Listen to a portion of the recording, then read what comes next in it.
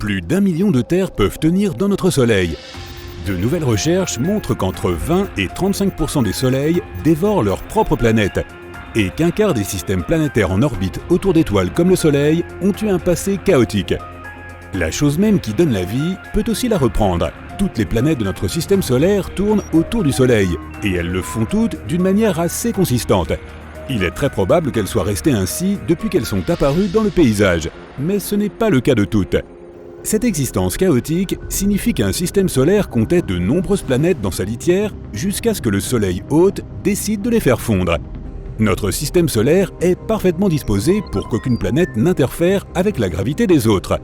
La force gravitationnelle de Jupiter est beaucoup plus forte que celle de la Terre, ce qui signifie que si la Terre se rapprochait de Jupiter, nous ne serions qu'une autre lune pour celle-ci. La planète est si grande que si la Terre faisait la taille d'un raisin, Jupiter équivaudrait à la taille d'un ballon de basket par rapport à elle. Même avec la technologie la plus perfectionnée au monde, il est compliqué de savoir si les étoiles mangent effectivement leur planète. La meilleure façon de l'étudier est d'observer des systèmes binaires. Il s'agit d'un terme scientifique pour désigner un système composé de deux étoiles en orbite l'une autour de l'autre. En général, les deux étoiles se sont formées à peu près au même moment, à partir des mêmes gaz et dans les mêmes conditions. Cela signifie qu'elles devraient plus ou moins contenir les mêmes éléments. Quand tu ouvres les yeux le matin, tu es accueilli par la lumière du soleil qui a parcouru des millions de kilomètres. Plus on s'en approche, plus c'est chaud. Mais les rayons qui voyagent depuis le soleil charrient également certains éléments chimiques qui les rendent uniques. Les atomes associés au soleil sont des matériaux légers comme l'oxygène, le carbone, l'hydrogène et l'hélium. On peut aussi y trouver d'autres substances, mais celles-là demeurent les principales. En étudiant ces éléments, on peut connaître l'histoire d'un système solaire avec suffisamment de détails pour déterminer s'il est instable ou plutôt calme. Les scientifiques ont étudié 107 systèmes binaires composés de soleils comme le nôtre en analysant leur lumière.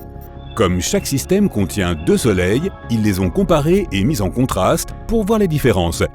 Ils ont observé que les étoiles dotées d'une fine couche extérieure présentaient des éléments différents de ceux de leurs compagnonnes. Tous les soleils contiennent des éléments légers, mais certains ont des éléments rocheux comme le fer, le silicium et le titane à proximité. Ces éléments sont associés au terrain accidenté que l'on trouve sur une surface, mais ils se trouvent là, flottant au milieu de l'espace. La couche externe la plus fine est particulièrement riche en fer par rapport aux autres couches.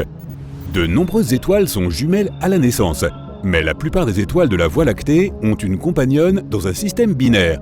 Cela signifie que notre Soleil est assez unique pour ne pas avoir de partenaire. Mais certaines théories suggèrent que le Soleil a peut-être perdu son jumeau dans le passé.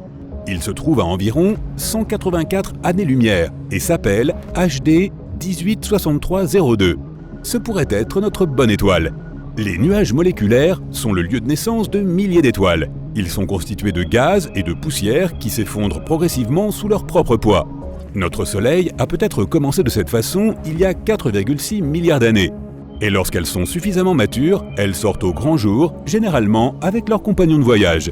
En fait, les scientifiques affirment que jusqu'à 85% de toutes les étoiles pourraient être en paires binaires, ou avoir encore davantage de potes, mais plus de 50% sont des paires binaires.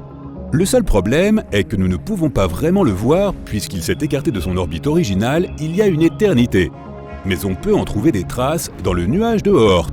Il s'agit d'un vaste amas spatial composé de comètes, de roches spatiales et de glace situés aux confins de la zone d'influence de notre Soleil. Ces objets flottent beaucoup puisqu'ils sont loin de la gravité du Soleil et peuvent facilement être éjectés de leur orbite dans l'espace. Voler à travers un tel espace n'est pas différent de voler à travers n'importe quel vide spatial. La raison pour laquelle certains de ces éléments légers se trouvant dans l'espace contiennent des éléments rocheux que l'on trouverait à la surface d'une planète est que le Soleil les a fait sortir de leur orbite et les a dévorés quand ils se rapprochaient. Cela se produit également lorsqu'une étoile devient trop grosse et commence à manger tout ce qui l'entoure. Selon les scientifiques, si une étoile mange une planète, cela peut la rendre instable et la faire tourner si vite qu'elle finit par se déchirer. Mais pas de panique, il y a très peu de chances que le Soleil dévore notre planète dans un avenir proche. Les étoiles se forment lorsqu'un énorme nuage d'hydrogène et d'hélium croît jusqu'à s'effondrer sous son propre poids. La pression augmente et atteint des niveaux de chaleur extrêmes que nous ne pouvons même pas mesurer. Les atomes d'hydrogène finissent par perdre leurs électrons, ce qui provoque la fusion de l'hydrogène et la libération d'énergie, contrant ainsi l'effondrement par gravité. Mais lorsque la force gravitationnelle l'emporte sur la fusion de l'hydrogène, l'étoile commence à se dilater et devient une géante rouge. Puis, après environ 1 milliard d'années, l'hydrogène du noyau externe disparaît, laissant une grande quantité d'hélium qui fusionne avec les autres éléments présents. Et une fois que tout l'hélium aura disparu, la gravité réduira la géante rouge à l'état de naine blanche.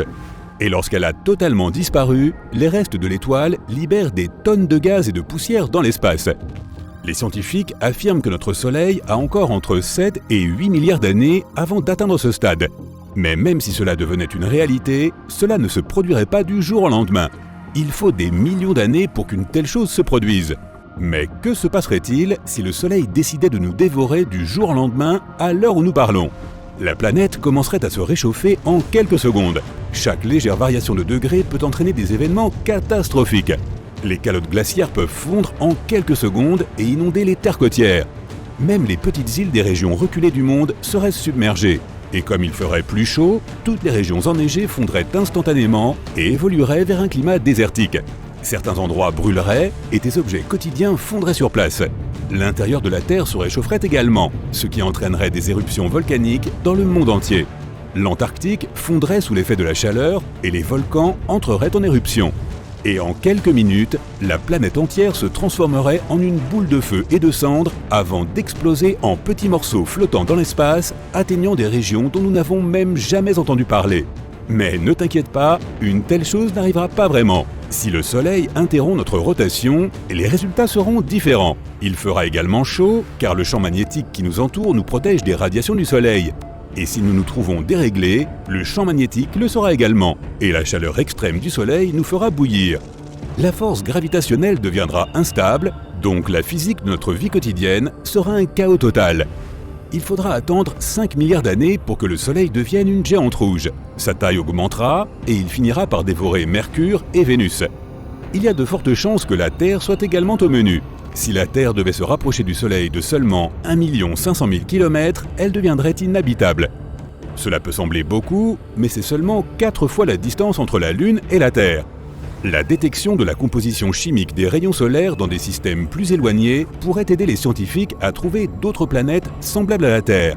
Comme l'atmosphère autour de ces étoiles dévoreuses de planètes modifie cette composition chimique, nous pouvons détecter les systèmes solaires qui ont eu un passé calme.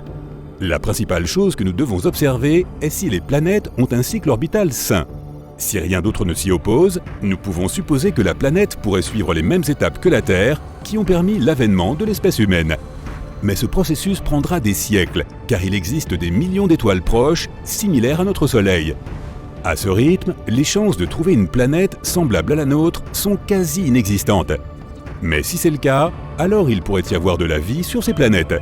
Il n'y aura aucun moyen de savoir si c'est une vie intelligente, mais elle pourrait avoir connu le même destin évolutif que nous.